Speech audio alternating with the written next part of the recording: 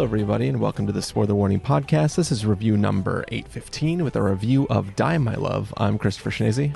And I'm Stephen Miller. And if you're joining us for the first time, the Spoiler Warning Podcast is a weekly film review program. Each week in the show, we're going to dive in, debate, discuss, and argue over the latest films coming to a theater near you. This week, we're sitting down to talk about a little film called Die, My Love. And Stephen, to start this episode off, and not just because you were singing one of the songs from the film before it started, I did want to talk to you a little bit about Alamo Drafthouse pre-roll entertainment.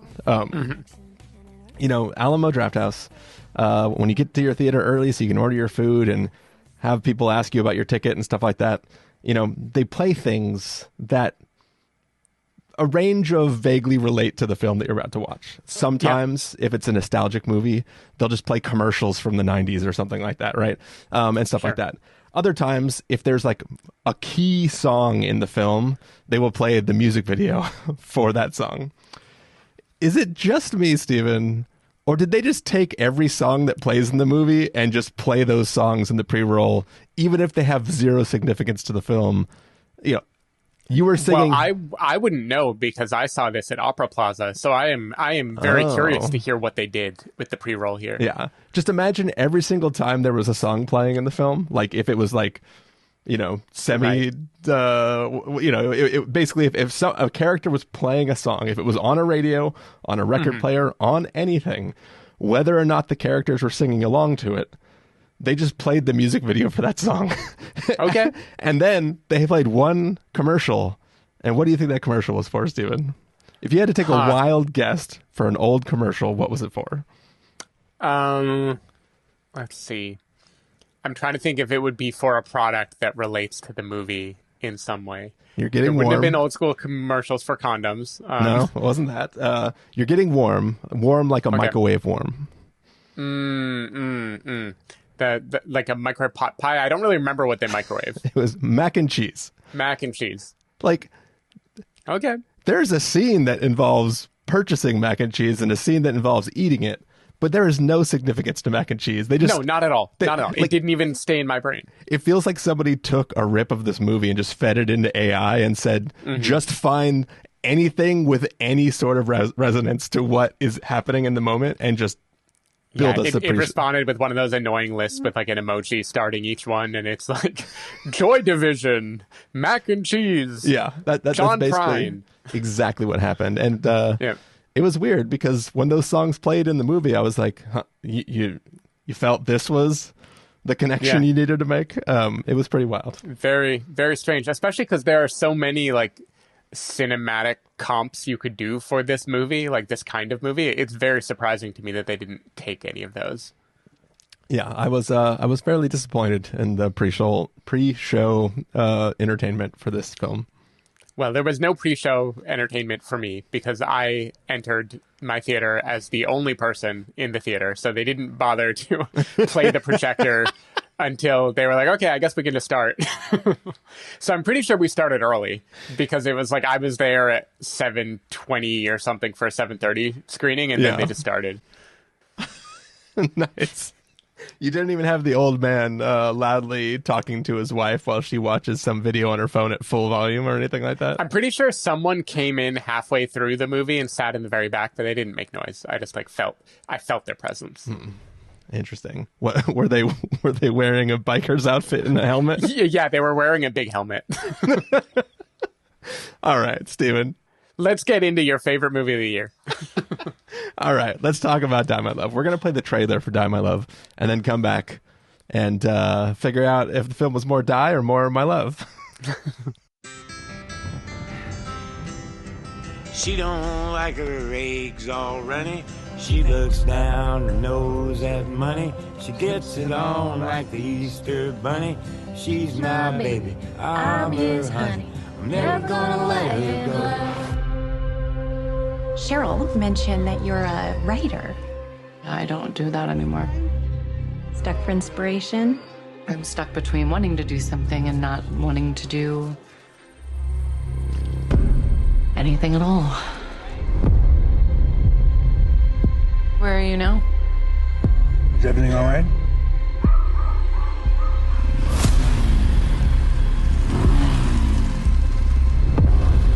When was the last time we had sex? Rough guess. Things have been,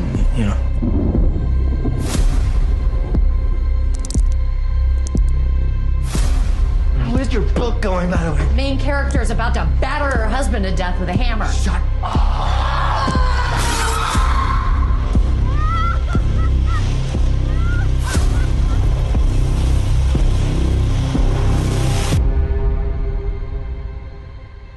Grace, if you're having a hard time... I feel fine.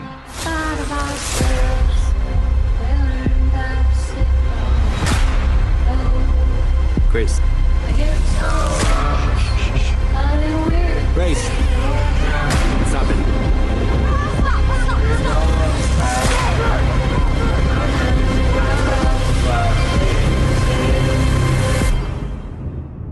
Won't be nothing but big old hearts dancing in our eyes.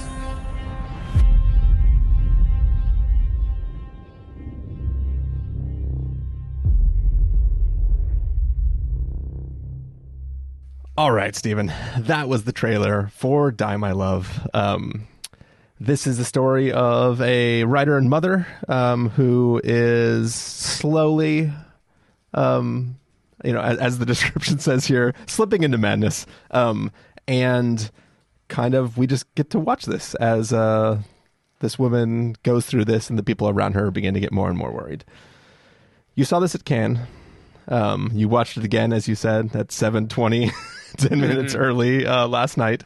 What did you think about your second visit for Die My Love? Yeah, I mean, I gave this quite high praise out of Cannes. I was pretty stoked on it. I will say I called it an anarchic tour de force that practically begs you to leave the theater. So I knew... I knew even when I was high on it that this was a movie that was probably going to be polarizing when it came out. And in the last week, I started to see... First, I didn't hear a lot about the fact that this was coming out at all, which seemed concerning. And then I started to read kind of tepid reviews as it rolled out. And again, I wasn't surprised. I wasn't surprised. I knew this was an abrasive movie. It was kind of all vibes rather than story. And I was preparing to have to walk back my praise when I sat down to watch it. I was kind of not looking forward to watching it again. And you know what? Fuck it. I still think this movie kicks ass. Everyone can kiss it. I totally get what could be seen as issues with this movie. It is a very particular type of movie, just a character piece where a couple of actors just get to play really, really, really big, broad feelings in a super impressionistic way, not in a ultra coherent, we are real people having a real conversation way. I don't know if you've seen any Cassavetes movies, but he was very big on this with Gina Rollins, who is definitely someone that Jennifer Lawrence is kind of imitating here. And that is not necessarily for everyone, but I think it kind of kicks ass. I really, really, really enjoyed my time watching it again. To me, I know the description of this movie that you read, and certainly the read of it that people give, is that it's a woman kind of descending into madness, and I get that. I feel like it's a mistake to read this movie as Jennifer Lawrence goes crazy, let's watch her go crazy. That's there, I guess, if you take the movie literally, which I don't even know what it means to take the movie literally, because I think the plot circles back in ways that would contradict itself if all of it really happened the way it showed. But to me, this is a grandly operatic look at unfulfillment and sexual desire and the feeling that you are stuck.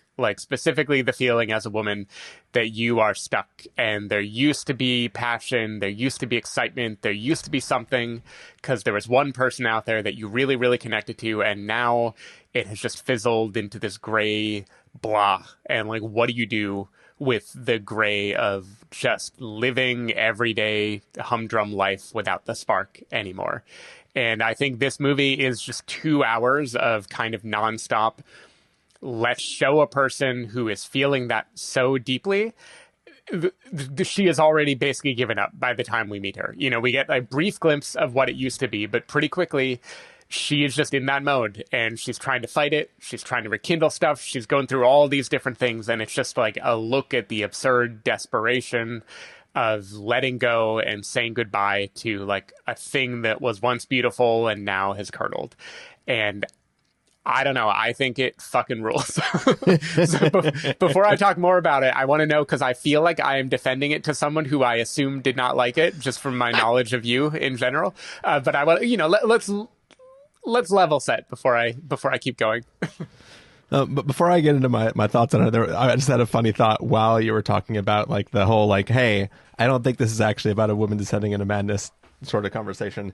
I did jokingly think in the back of my head that like, if you watch the flashbacks enough, I think she was a little bit mad before she got depressed. Mm-hmm. It's like when you're young and excited, the madness is exciting, and then when depression factors in, the madness becomes a little bit more scary and worrisome. So that was just I think she might have always been mad a little bit. Sure. Yeah, it's like it's the inversion or the extreme look at the like energy that the manic pixie dream girl would give or whatever. And it's just look at when that restless passion, it could be cute, and look what happens when it doesn't have a place to go anymore. Yeah, exactly. Okay, so now into my piece about this film. I did not like this movie. Mm-hmm. And it's not that... Here's my problem with the film, Stephen. As you said, it is a lot about vibes and is not really about the thing that the description of this film from somebody who wrote a whole, like, I read, like, I paraphrased the first sentence of the description, but like there's like three sentences that describe what this movie is about that are all just like, and then this, and then this, and then this. And for me, what I was watching was scenes from that movie. Like, I was watching a 2.5 hour trailer for this movie.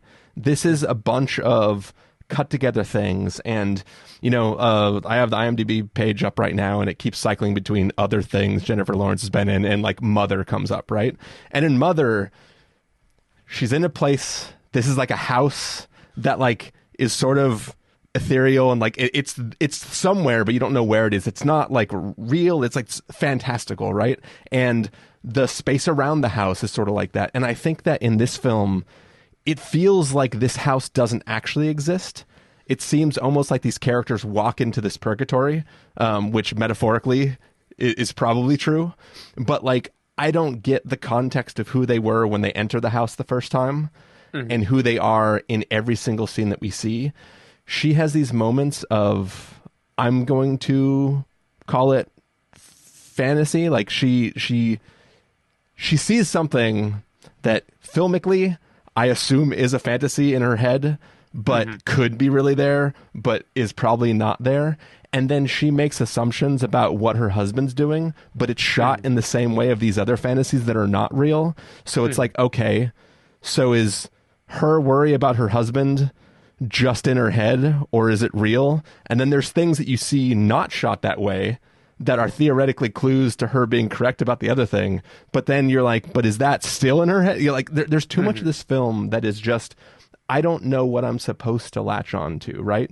And like, there's lots of films that we've talked about on this podcast that we really, really enjoyed, or at least mostly enjoyed, that are all about like motherhood and, whether or not it's postpartum depression, like something about like what it takes to be a mother and how that affects you as a person. And like, even things that are not directly about like just post-birth, like something like, if I had legs, like I'll kick you, Tully, The Night Bitch, like all these films to me are playing in this space that really pulls you into it and like forces you to sit with it and feel it yourself.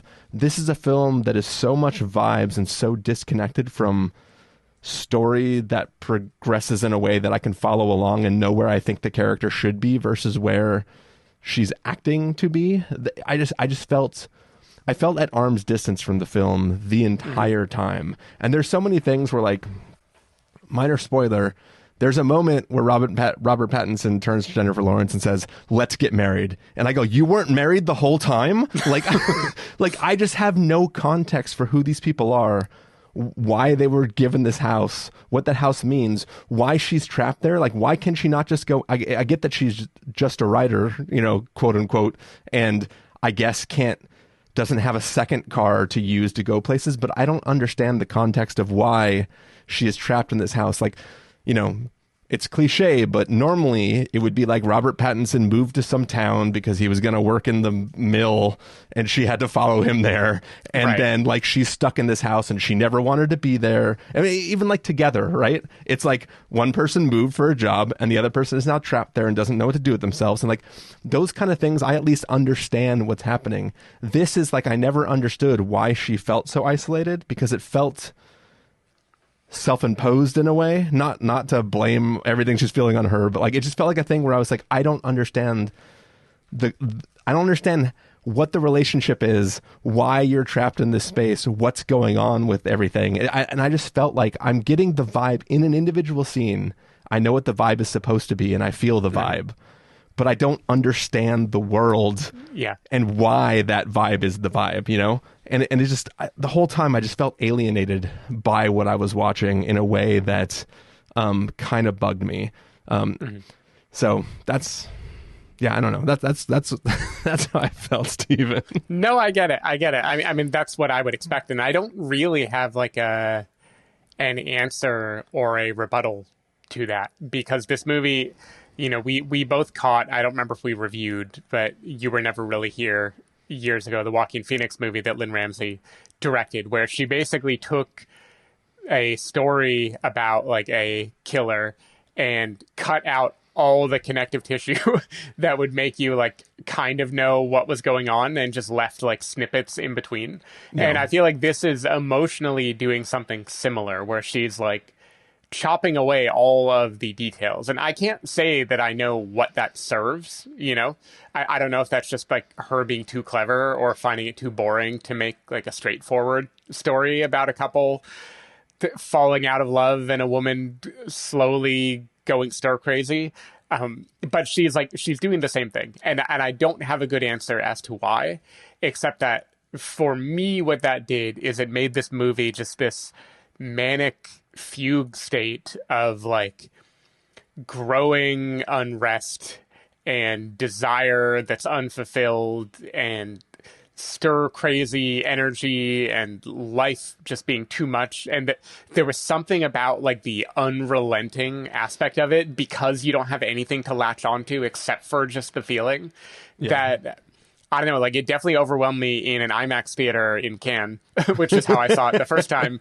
And then it overwhelmed me in the world's fucking tiniest theater on earth in San Francisco. And yeah, I don't know like a grand thesis that this adds up to, except for it just feels like a very, very, very distinctive mood. It's like, so there are two main characters here, right? There's the husband played by Robert Pattinson.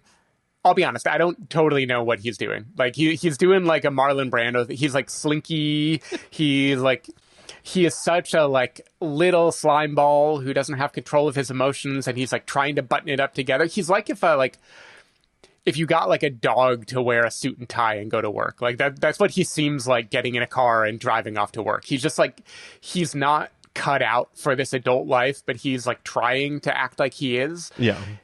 And Jennifer Lawrence, I see her character as someone who is like trying in moments to seem or to be happy with life, like to be participating in it, to have joy, to have fun. But she can't find the balance. Either she is miserably depressed or she's like blowing shit up and ruining everyone else's vibes. And there's just this constant on edge with her. That's something about like the relentlessness of it.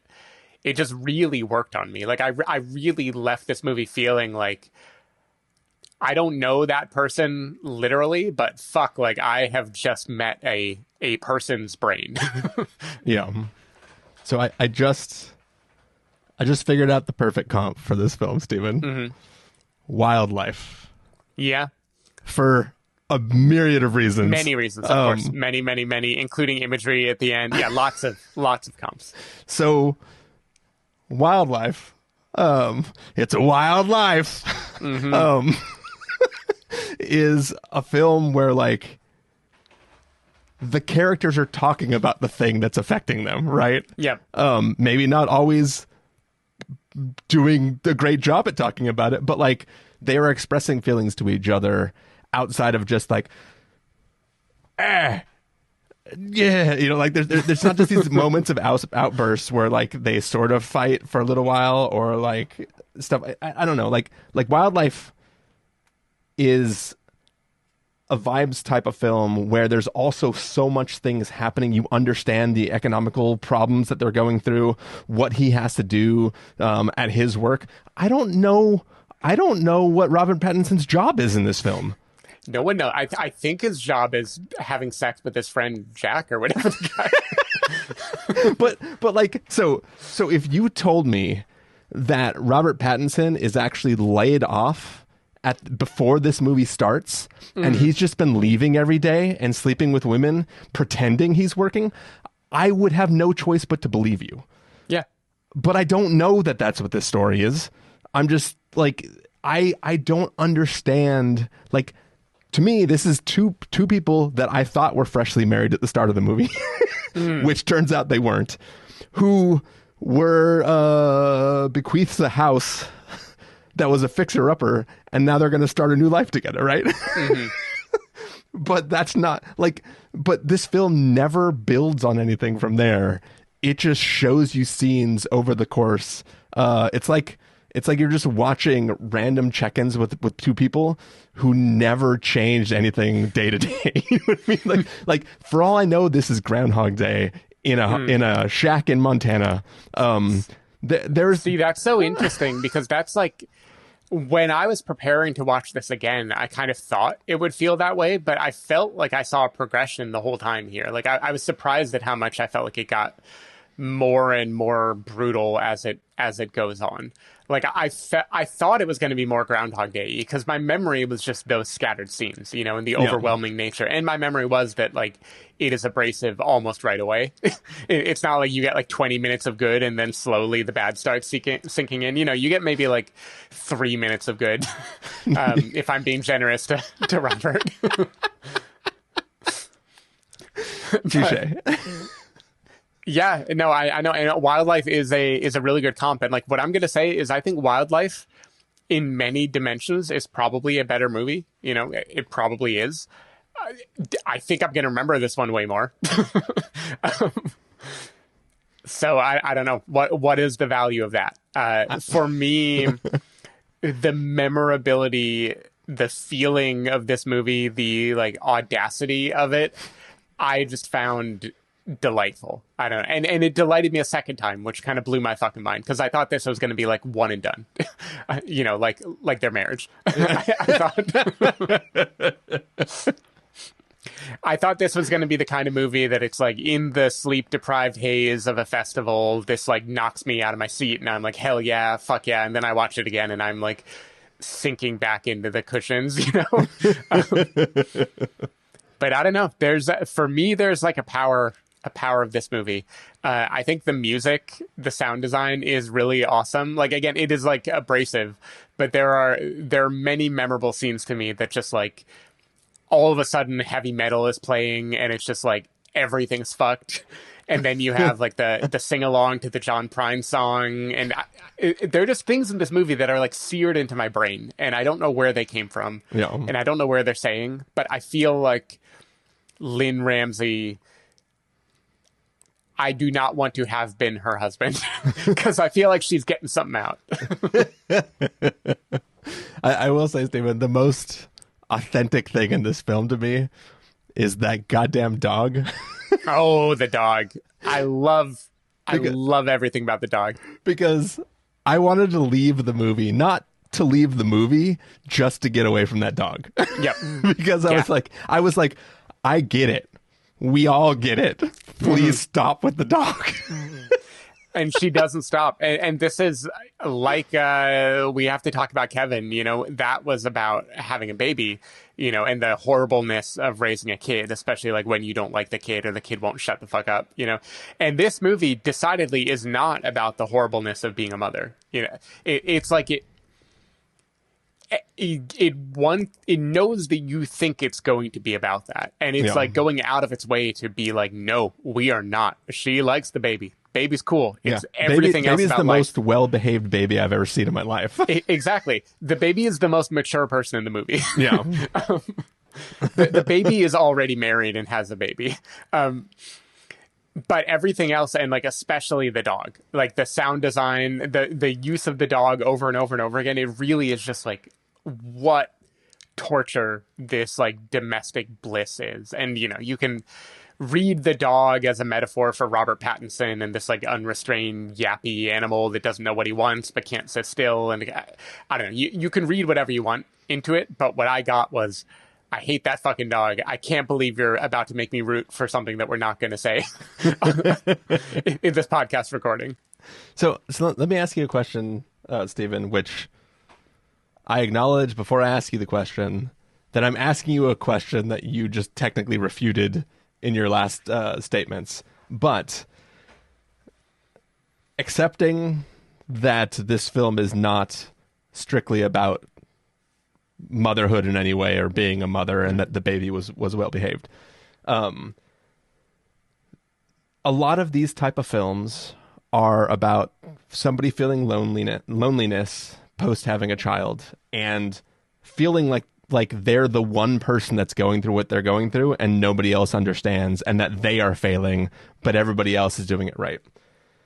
This film is so opposite of that, where repeatedly every single female character is like, yes, I literally went crazy for a year, and it takes a year to not be crazy, right? This is not a character where somebody feels isolated because nobody can empathize with them. Every single character is empathizing with her, but she just isn't having any of it and doesn't. The thing is that their empathy makes it worse because they're presuming to know what she's going through and they don't actually know what she's going through. So it's like driving her nuts that all these people are like, wow, being a mother is so hard. And she's like, I'm fine being a mother. It's fucking life. It's you, it's this like domestic bliss. It's the like these like beautiful parties and like the fake smiles. And it like, I feel like that's what this movie is about, is like intense depression might not even be the right word. It's like being not fitting into what society wants you to be and being driven to like despair based on that. And I think all the kind of knowing comments about like, yeah, the first year is the hardest. Yeah. I think those are supposed to ring hollow to us because it's like, they have no idea what is actually happening with her. Yeah. And they're sounding so nice, but you can infer that the moment she walks away, they're talking to each other about how like batshit she is, So, and this movie is just a big like fuck you to all of them. So it's not really a counterpoint to that, but I would just like in the opposite way to acknowledge that in at least one of those moments where she's talking to somebody, she is visibly affected by what occurred the day before. You know what I mean? She has this and this sure. and like this. I'm pantomiming for Steven in a way that's not spoileries. So it's like, to me, it's like I'm trying to say something. So imagine Austin Butler in Caught Stealing at the end of the movie trying to pretend like he hasn't been through a shitty few days, right? And if somebody's like, wow, you look like shit, he's like, oh, why does everybody tell me I look like shit? And it's like, because fucking look at you. Clearly you're going through something. Yeah, I hear you. The thing is, no one is saying, hey, how are you feeling? Can you tell me what's going on? They're leapfrogging ahead into, I know what you're feeling, and here's my little sage advice.